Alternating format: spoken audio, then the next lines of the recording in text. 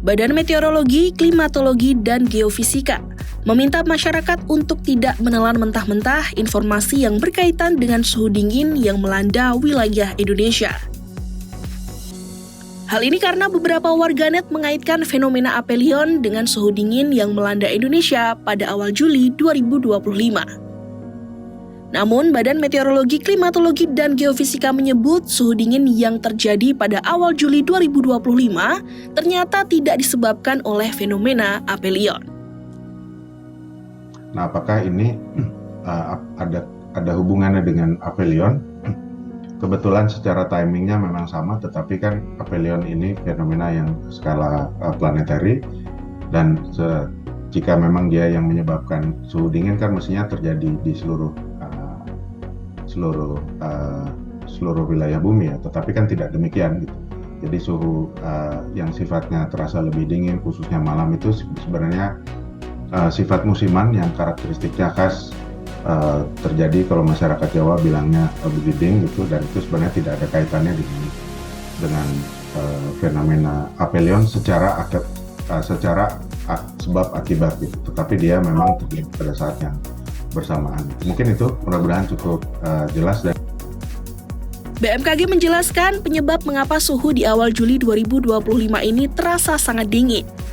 Di antaranya adalah wilayah Indonesia mulai mengalami musim kemarau.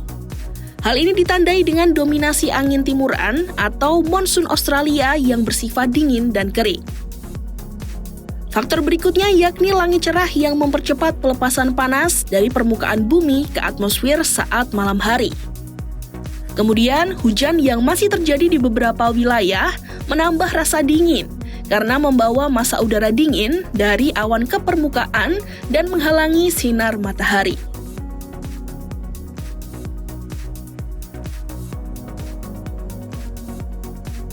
Kabar terkait fenomena aphelion melanda Indonesia mulai beredar sejak akhir Juni 2025 karena hujan berintensitas tinggi masih melanda Indonesia di tengah musim kemarau. Aphelion adalah kondisi astronomi saat bumi berada pada jarak paling jauh dari matahari dalam lintasannya yang berbentuk elips. Jarak bumi dengan matahari pada awal Juli 2025 ini dapat mencapai 152,1 juta kilometer. Padahal, normalnya, jarak bumi ke matahari mencapai 147,5 juta kilometer. Fenomena aphelion sendiri diprediksi hanya akan terjadi setahun sekali, tepatnya pada awal Juli. Aphelion berbeda dengan fenomena astronomi lainnya, karena tidak dapat dilihat atau diamati secara langsung di langit.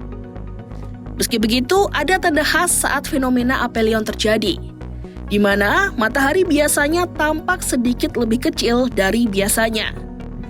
Nah, perbedaan inilah yang tidak begitu terasa bila dicermati tanpa menggunakan alat khusus untuk pengamatan.